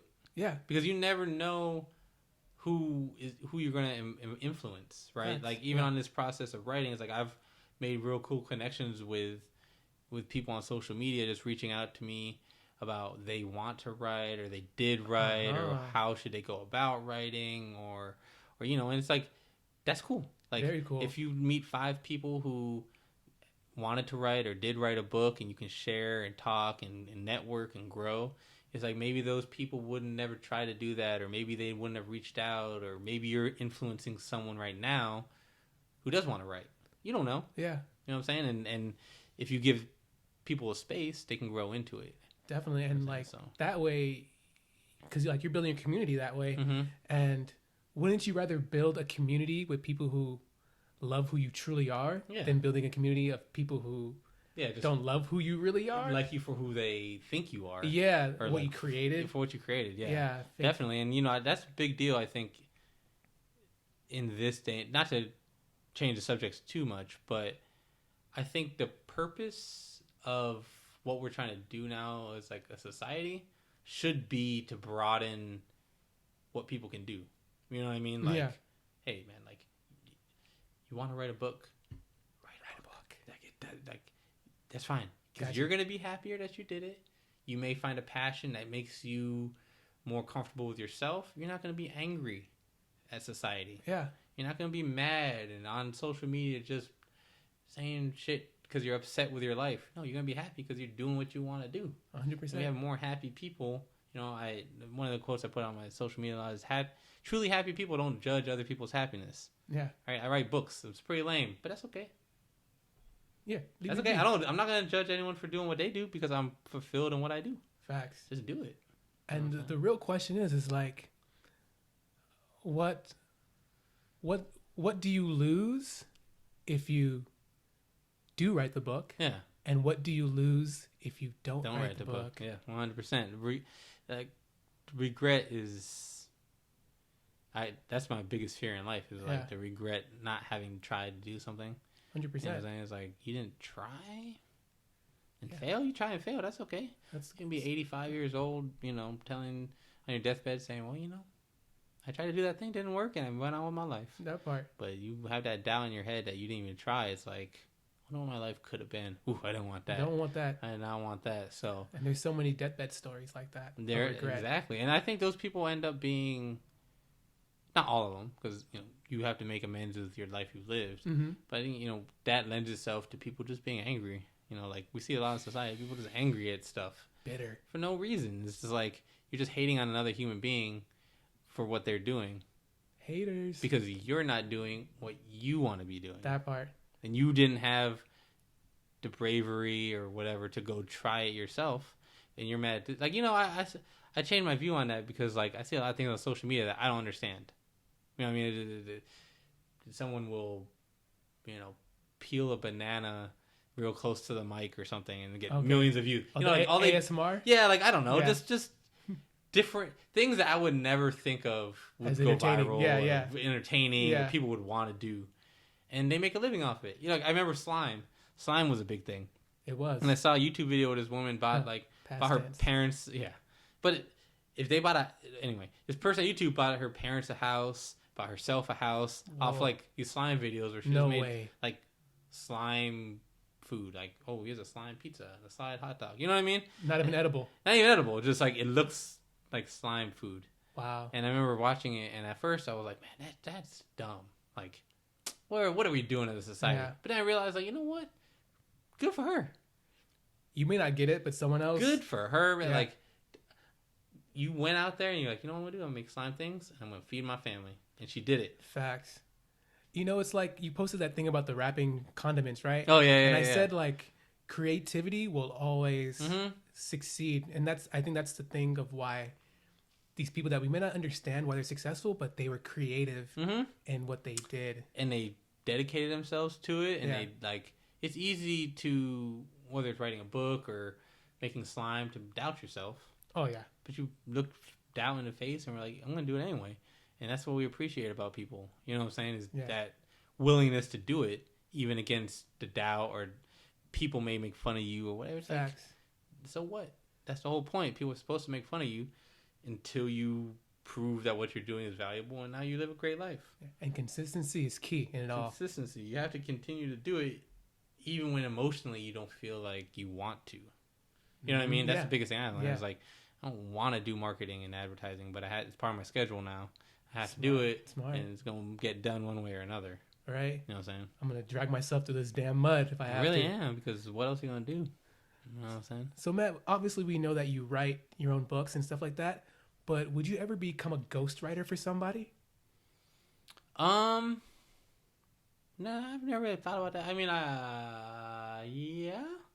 Gotcha. I get, like, write books for someone else, or like... Yeah, so, like, let's say, like, for example, like, UGK. They're like, hey, like, we want to write this book, but we're not really that comfortable writing it for us. We'll talk to you, and you write it for us. Oh, hell yeah. Oh yeah, I would do that. I mean, as long as it's something aligned with... I wouldn't do it if I didn't feel passionately that it was the right thing to do. Right? If it fits with my morals and everything, yeah, I'll do it. Yeah, like, if I can help, especially if it's from a standpoint of helping someone, right? Like, if someone just wanted me to write some bull crap so they could get paid a lot of money, and it's something I didn't really believe in, you know what I mean? Got you. Like, maybe not. But if it's, like, meaningful and helping someone, yeah, I would. So, like, if a bodybuilder's like, I'm not really a good writer, but I want to write this book, and they came to you, it's like, hey, can you write it for me? Yeah. But it's going to be under my name because you're the ghostwriter. You would do it? Yeah. I'd be like, yeah, man. What, like, as long as it's not like, you know, I don't know, they were trying to write some fake story about, you know, how they never did steroids when I know they did steroids. Got you. You know what I'm saying? Like, I know you did it, bro. Come on, man. I know you did steroids, but now you want to claim like you're all natural? No, I'm not. I ethically, you know what I mean? Like, because in my opinion, it's like, the truth is, you know, own and live your truth. Like, if you did steroids, I'll write about, you know, that's okay. Got you. That's a perfectly fine thing. Don't lie to people, because now you're going to have people trying to live up to that can't. You know what I mean? I wouldn't want to be a part of, like, some kid being like, well, that person didn't do steroids, so I could do it too. Like, you know what I mean? And then they're failing, or because they don't know the truth. You know what I'm saying? So, but the world's strongest man is a vegan, last time I checked. It is true. That is true. Do you think he did steroids, though, still? I haven't seen them, or okay. I don't know. Swole. I'm sure they have drug testing. Got you. You know what I'm saying? I'm sure they do drug testing. But it's hard to believe that the world's strongest man isn't doing something. Got you. You know what I mean? Like, you're the strongest man in the world. Yeah, you're not doing anything. He's like, I just eat 18 pounds of waffles every morning. Well, if it's waffles, I could believe them. Yeah. Waffles are delicious. Yeah, right. They make men strong. They make men strong. And a big gut. But yeah, I mean, you know, that's awesome that he's vegan. That's just a great thing. Yeah. So you would become a ghostwriter, and I like that. I like the ethics and moral that you have behind it. Yeah. I feel like those type of things will just make you stronger as an individual. Yeah. More respected. You know, and it'll take you further than people that don't have morals and ethics. Yeah, I mean, that's essentially my worldview, right? Is like, at the end of the day, when I die, I just want to be like, hey, I did the best I could to push whatever degree I can, push society in a good direction, in the progressive direction. Got you. The best direction possible. Just the best direction. I just did my best. Got you. I didn't knowingly mislead people. I didn't knowingly hurt people or damage people. Or, you know what I mean? So it's like, if all of a sudden something comes to me and I feel like it's knowingly damaging someone or something, or it's pushing people in the wrong direction, it's like, I can't do that, because that's against how I want to function out here. Facts. You know what I'm saying? So it's like, I just have to step away from it. But if it's towards positive, then I would do it for sure. Yeah, respect. Thank you. Got you. But you wouldn't be, last thing about ghostwriting, you wouldn't ghostwrite for like a makeup magazine if someone's like, hey. Oh, no. Got you, because it doesn't align with your style. Yeah, I probably wouldn't. I probably wouldn't. Even if they paid you like $10K? Are you talking like just advertising type stuff, or like? We'll just say like, she's like, I do makeup tutorials and I just want to write a book, but I can't write a book, so can you write it for me? Yeah, I don't know if I'm your person for that. Got you. I don't know if Okay. I'm your person because at that point I don't know. I'm not tapped into that enough to know whether or not you're lying, things are right, what's wrong, if this is damaging, if it's good, if it's true, if it's not. You know what I mean? Like, I don't know anything about makeup. So I might drop in and be like, okay, yeah, I'll help you. And you tell me all the things you want to say. I write it, and then people are like, yeah, no, that's not true. And it's not how it works at all. Like, but your name's not on it, though. Yeah, well, that's true, but I still put my energy towards it. You know what I'm saying? Morals behind it. Respect. So I would have to, it would have to be something I'm familiar with enough that I can gauge whether or not it's truthful or something like that. You know what I mean? But yeah, I never really thought about that, man. If anyone's interested, hit me up. Yeah, definitely. Okay. So we know that you write for books and stuff like that, but have you ever thought about writing for other mediums like film, comic books, TV shows, plays? Yeah, I have. I've thought about that. I just where I'm at, it's not feasible right now to take that on. Okay. You know what I'm saying? Okay. Once I get to the point where it's kind of, because like I have a couple more ideas for books I want to write. Okay. So once I kind of get those out, I don't have enough time to switch over to this thing and do a TV show when I still have books I want to write. You know what I'm saying? I work and all that stuff, so I have to pick and choose what I spend my time doing, and 100%. I would rather just, I know how to do this. Let me get these ideas out later on. Those are things I would like to explore. Gotcha. You're open to them. I'm open to them for sure, and I would love to do it because I think it's another challenge. It's another. It's within the same realm of what I do, but you have to learn different skills and it's different tempos and ways to do it. So I would love to try it. It's just a matter of the situation being right, time being right, and stuff like that. You know what I'm saying? Having the open availability to actually do it. Exactly. Like hopefully if I can ever get to the point where it's like, sustain myself off of either writing or merch or whatever, where I can do that full time. You will. Yeah, well, appreciate that. That's the goal. Then I can sit down and be like, all right, now I got this time in the day. Let me take this to the next level. Write this, write that, TV shows, blah, blah, blah. Because it's definitely interesting thought to challenge myself with that. Definitely. I mean? And the reason why I say that you will is because, like the saying, I think, therefore I am. Yeah. Yeah. I agree. I mean, you got to listen. From the beginning of this, I said, well, let me kind of give you my mindset when I was writing my book. Please. I think we look at things in the incorrect order, right? And what I mean by that is I think, for instance, if someone wants to be a rapper, typically people will be like, look at Jay-Z. I want to be Jay-Z, and I want to be a rapper. Yeah. Instead of that, the way I looked at it is, who's the bottom? Who's the least popular rapper, right? Someone on SoundCloud with 10 views, right?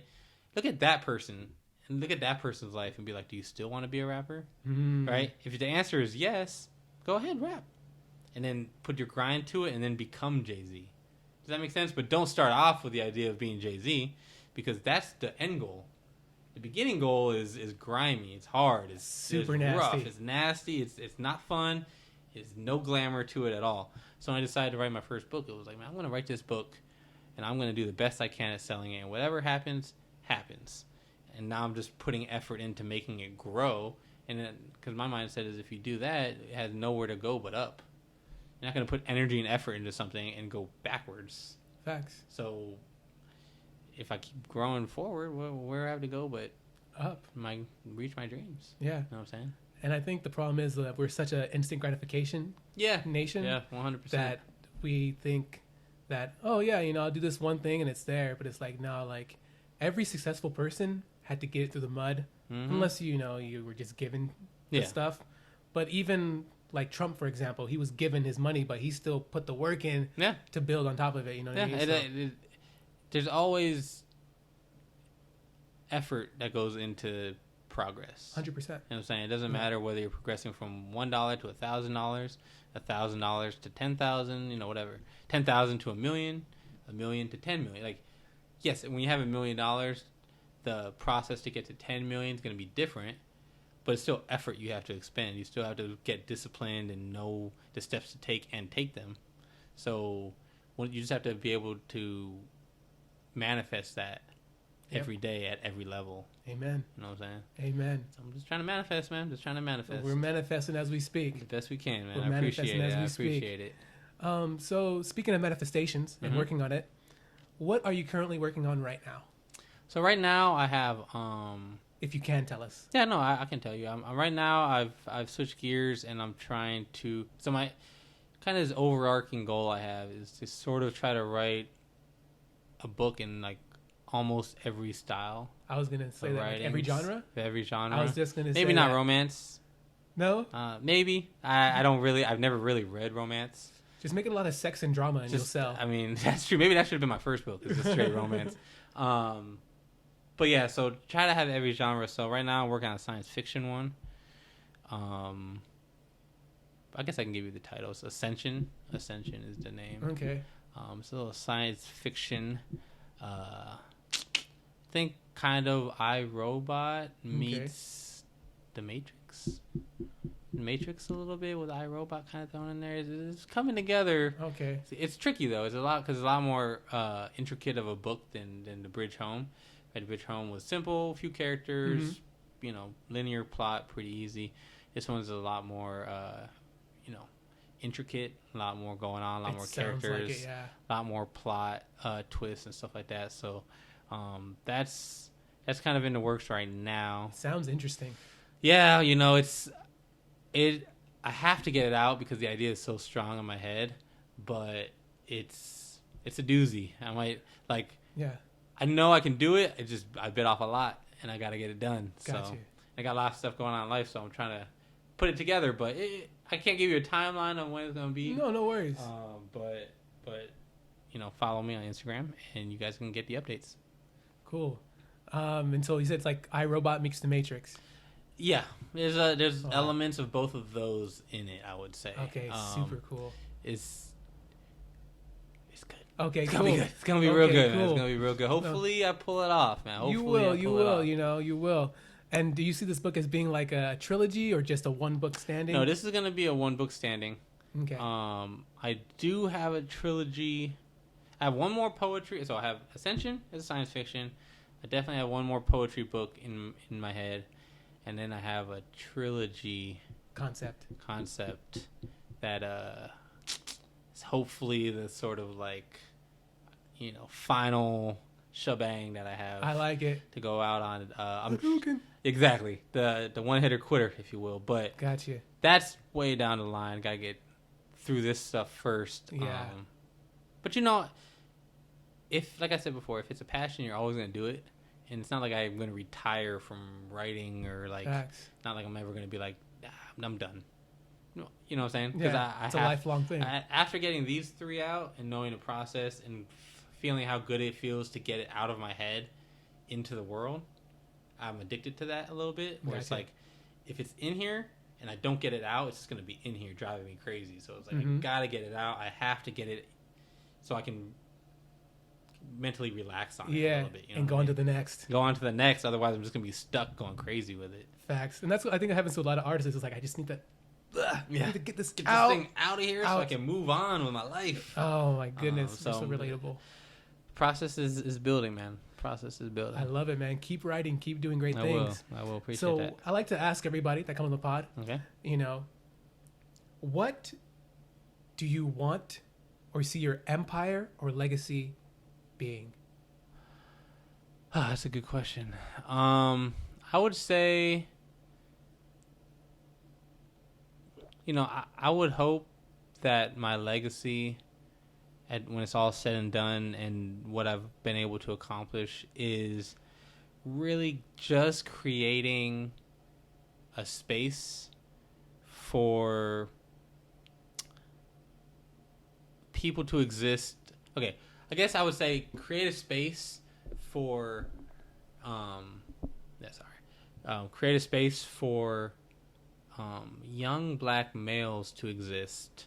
Okay. In which they can be creative outside of rapping and sports, right? Gotcha. Like just create an umbrella that can shelter whatever portion of people decide to do it, and so that they can experience what it's like to fulfill themselves. You know what I'm saying? Where they can kind of be, hey, this process, I enjoy it. I get to express myself, get who I am into the world, and people can pay attention. You know, because one of the things I see is there's not a lot of outlets, right, for kids to, I don't want to say kids, but for people to express themselves. Okay. That's not rap. That's not music, right? Like outside of those things. But outside of those things, because not everyone can do that. Like I said, I'm not Yeah. cool enough to rap. Not everyone's going to rap. Not everyone wants to rap. Not everyone can rap. It's just how it is. So if someone can pick up a book or a pen or a computer and be like, you know what, I'm going to try my hand at putting my thoughts out into the world in a book, you know, then that's everything to me. Like, definitely. even if it's just one person, like one person is like, hey, you know what, because I heard this person did it, I can try it. Yeah.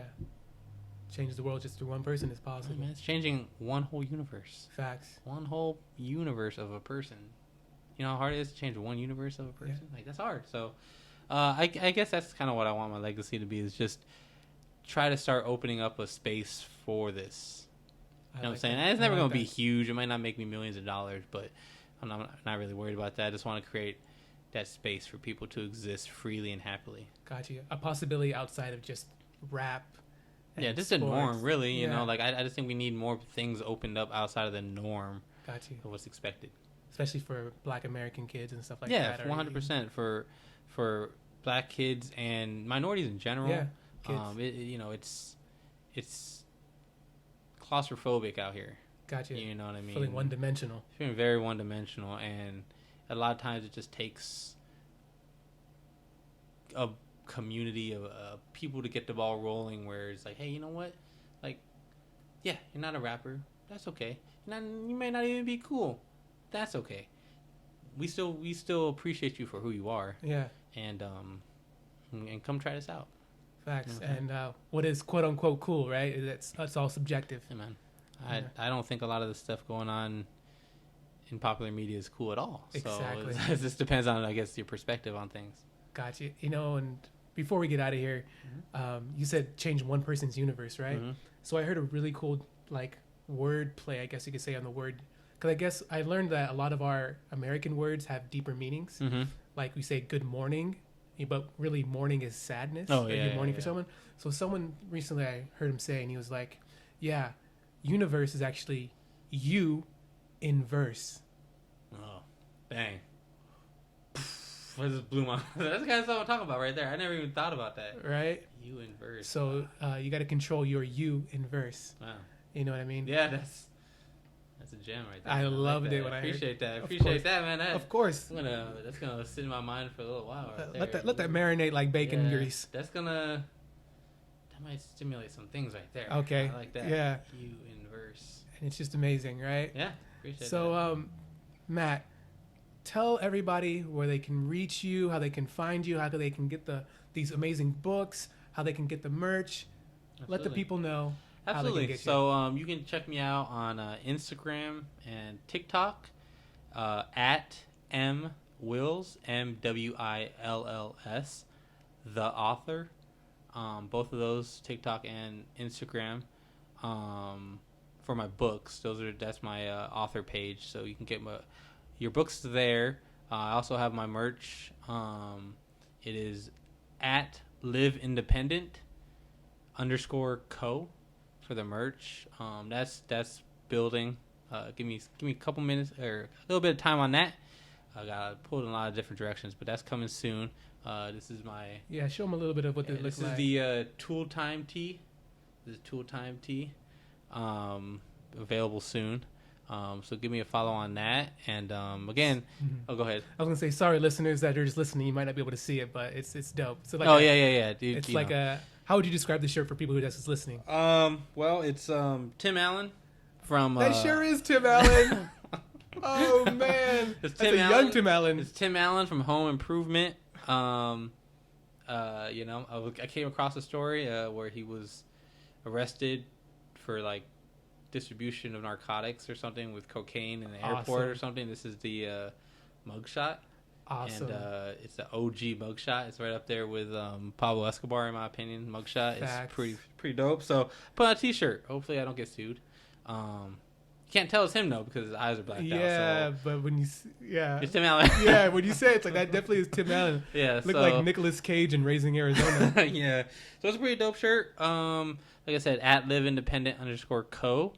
And again, I always tell people this. Listen, Can you spell out the Live Independent? yes, it's LIVEINDEPENDENT_co. CO. And I always tell people this, and I'm a big believer in this. You don't always have to use or believe or even necessarily want the product that you're going to buy, as long as you want to support the person. I go on social media, and when I run into someone that I genuinely think is doing something dope, and has a cool product, even if it's not something that I may think, I need that product, I'll buy it just because I know how it feels to get a sale, right? So that can sustain you like that as an entrepreneur. That can keep you going. You go, you go a week without a purchase, and you start feeling down, and then someone just buys your product for one sale. You're like, oh, you perk up a little bit, like what? Like that. I can do this. So, if you don't read books, you can make a purchase and maybe give it as a gift, or maybe just have it around. You never know, you might open it up and check it out and like what you see. You need a t-shirt or something. So just real quick, I know we're finishing up, but I see all over social media this idea of supporting black-owned businesses and stuff, which I believe in 100%. Buy a lot of my products from social media and from black-owned companies and stuff like that. And it's important that I think we understand that all of these avenues for the progress of Black America is they all exist now. Like, all of the infrastructure is being built right now to create that world that we want. You know what I mean? Where it is us owning things. It is us having successful lives and following our dreams. That exists right now. We just need everyone to tap into it, kind of. You know what I'm saying? Make an effort. It's gonna be a little harder to get your products. You may have to maybe even pay a little more, maybe wait a little longer, because that's the process that we're going through right now, is building infrastructure that is repeatable. Right? Using myself as an example, learning how to get this business going. I've learned a lot about how to create systems that are repeatable and stuff like that. Yep. So that all exists right now. So tap into these systems. You see something on Instagram that you like the person, you like the energy, you like the creativity, you like what that person's about. Yeah. Even if the product isn't necessarily something you see yourself needing right now, buy it. Yeah. Just buy it. Help that person sustain their business, create that infrastructure to lift everybody up. Definitely. Because if we all do that, it's only going to exponentially grow our communities. 100%. Because every other community is doing it. Yes, that is the biggest thing, is that every other community is doing it, and we aren't. And the longer we go before figuring that out, the further that gap's going to be.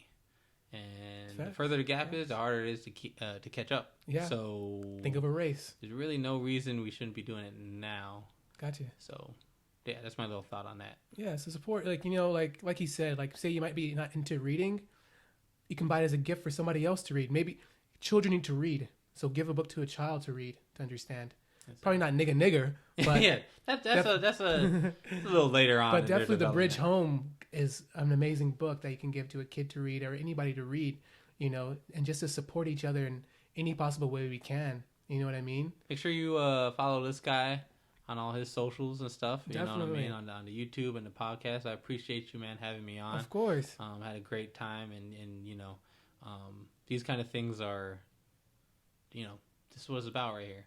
Facts. You know what I'm saying? This kind of process. So I appreciate you having me on. Of course, man. It's been a pleasure. And yeah, till next time, I guess. Of course. Thank you. And again, ladies and gentlemen, follow Matthew Williams at the Instagram, TikTok. Check out his sites, buy the merch, check out the books, follow his posts.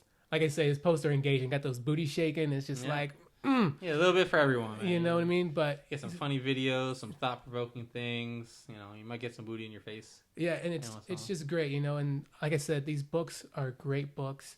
I personally read them myself, and it's good. And if you really like poetry, which is basically hip hop without music, and just hearing people's words, definitely check out Blxck Magic. You can't go wrong with it.